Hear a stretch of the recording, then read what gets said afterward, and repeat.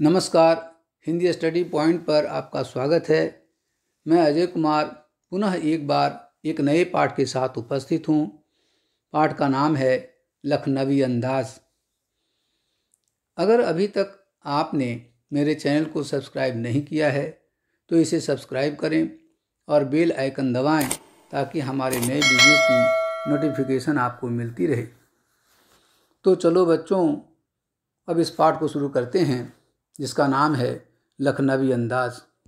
इस पाठ के लेखक हैं यशपाल। इनका जन्म 1903 ईस्वी में पंजाब के फिरोजपुर छावनी में हुआ था। इनकी अधिकांश रचनाएं मध्यम वर्गीय लोगों को लक्ष्य करके लिखी गई हैं। लखनवी अंदाज पाठ लखनऊ के नवाब के ऊपर चित्रित है। लखनऊ को नवाबों की नगरी कहा जाता है। इस कहानी के माध्यम से लेखक उस पतनशील सामंती वर्ग यानी शासक वर्ग पर कटाक्ष किया है जो वास्तविकता से बेखबर एक बनावटी जीवन शैली का आदी है। इस कहानी के माध्यम से लेखक यह भी संदेश देना चाहता है कि वर्तमान समय में भी ऐसे दिखावटी और बनावटी लोगों को देखा जा सकता है। बच्चों, जैसा कि हमने पहले बताया कि लखनऊ नवाबों की नगरी कहा जाता है। यहाँ नवाब किसे कहते हैं, इसे पहले हम जान लेते हैं। जब भारत में मुगलों का शासन स्थापित हुआ तब उन्होंने प्रशासकों के प्रमुख के रूप में भारत के कई स्थानों पर नवाब नियुक्त कर दिए।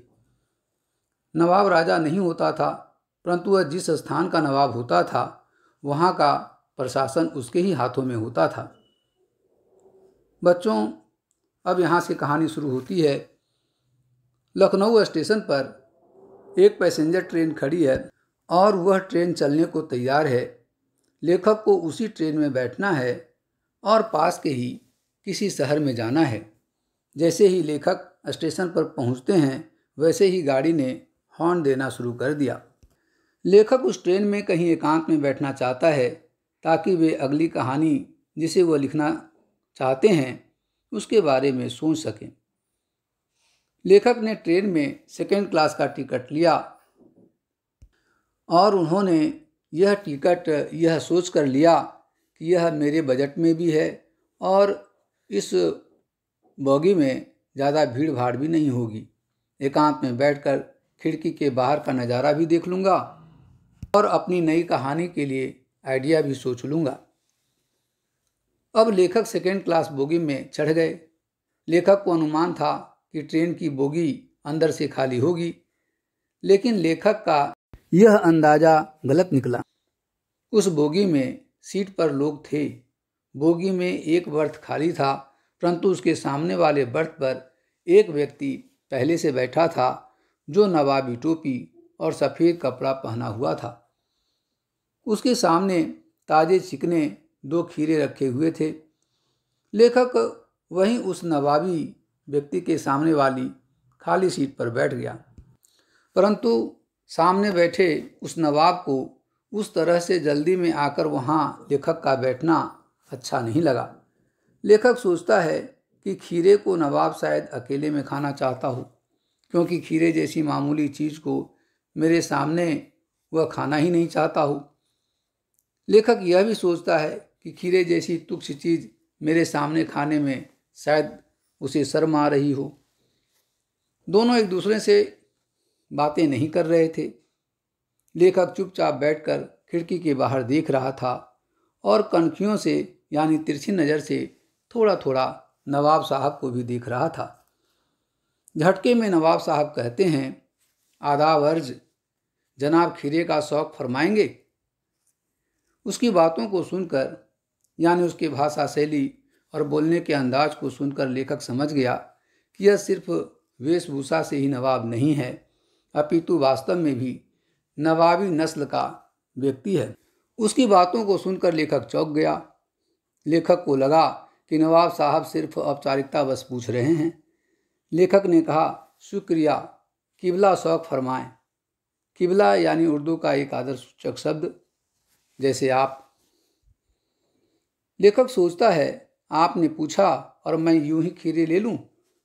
अपना मान सम्मान का भी तो ध्यान रखना है। इसलिए उन्होंने खीरे लेने से मना कर दिया। नवाब साहब ने फिर से खिड़की के बाहर देखना शुरू कर दिया। अचानक उन्होंने सीट के नीचे से लोटा निकाला और दोनों खीरे को लोटे के पानी से खिड़की के बाहर धो लिया और कपड़े से खीरों को पोंछ लिया। फिर नवाब साहब ने अपने पॉकेट से एक चाकू निकाला और खीरे को छीलने लगे। खीरे को छीलकर उसके सिर से झाग निकाला। ऐसा खीरे के कड़वापन को दूर करने के लिए किया जाता है।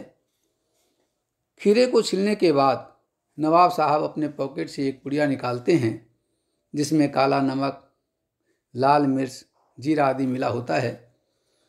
खीरे के फांके काटते हैं और उसके ऊपर मसाला लगा देते हैं। उनके हाव भाव से ऐसा लग रहा था जैसे उनके मुंह में पानी आ रहा हो। पानी तो लेखक के मुंह में भी आ रहा था। अब नवाब साहब पुनः एक बार लेखक से पूछते हैं, बल्ला शौक कीजिए, यह लखनऊ का बालम खीरा है। बालम खीरा का एक प्रकार होता है। जब एक खीरा पर नमक डालते हैं तो खीरा पानी छोड़ने लगता है। चूँकि लेखक एक बार इनकार कर चुका था, इसलिए वह फिर मना कर देता है और कहता है कि इस वक्त तलब महसूस नहीं हो रही है। तलब यानी इच्छा, यानी इस वक्त खाने पीने की इच्छा नहीं हो रही है। और मैदा भी कमज़ोर है, यानी पेट कमज़ोर है। लेखक की सभ्यता दिखाने पर नवाब साहब चिढ़ जाते हैं। नवाब साहब सोचते हैं कि तुम अपना आत्मसम्मान दिखा रहे हो तो मैं अपना नवाबी दिखाऊंगा। अब नवाब साहब एक एक खीरा के फाकों को उठाया और उसे सूंघने लगे, यानी उसे ओठों के करीब ले गए, परंतु उसे खाया नहीं। नाक से सूंघकर उसके स्वाद को महसूस करने लगे और थूक घोटने लगे, परंतु नवाब साहब खीरे को खाते नहीं हैं और उसे खिड़की के बाहर फेंक देते हैं। इसी तरह से खीरे के सारे फाकों को खिड़की के बाहर फेंक देते हैं और तौलिए से इस तरह से मुंह और हाथ पोंछते हैं जैसे कि उन्होंने खीरा खा लिया हो। फिर लेखक की तरफ देखते हैं और आंखों ही आंखों से यह जानने की कोशिश करते हैं कि तुम अपना आत्मसम्मान दिखा रहे हो। ये देखो खानदानी रईसों का तरीका। लेखक इस कहानी के माध्यम से यह बताना चाहता है कि यह कहानी सिर्फ नवाबों के बारे में नहीं है। यह कहानी हम सब के अंदर है। हम सब के अंदर एक नवाब कहीं न कहीं बसता है। हम सभी कभी न कभी झूठे आत्मसम्मान के लिए अपना नुकसान भी करा लेते हैं। अब नवाब साहब लेट जाते हैं, जैसे खीरे के सूंघने मात्र से और उसके स्वाद की कल्पना मात्र से उनका पेट भर गया हो और वे विश्राम करना चाहते हों। अब लेखक सोचता है कि सिर्फ खीरे के सूंघने और उसके स्वाद की कल्पना मात्र से पेट भर सकता है, तो बिना कथ्य की कहानी क्यों नहीं लिखी जा सकती। लेटने के बाद नवाब साहब कहते हैं, खीरा तो बहुत अच्छा था पर मैदे पर जोर देता है। अब लेखक सब कुछ समझ गया, उसे नई कहानी मिल गई और यही कहानी को लिख दिया। अंततः नवाब साहब को डकार भी आ जाती है, परंतु यह असली नहीं नकली डकार होता है। यह दिखावटी डकार है। उसी तरह लेखक सोचता है कि बिना कथ्य के कहानी तो लिख देंगे, वह सिर्फ दिखावटी होगा। हर कहानी में, चाहे वह काल्पनिक ही क्यों न हो या सच की घटना पर आधारित हो, उसमें पात्र, कहानी और घटना अवश्य होनी चाहिए। यह पाठ यहाँ समाप्त होता है। आशा करता हूँ कि यह पाठ आप लोगों को पसंद आया होगा। इस वीडियो को अधिक से अधिक लाइक करें, शेयर करें और सब्सक्राइब ज़रूर करें। धन्यवाद।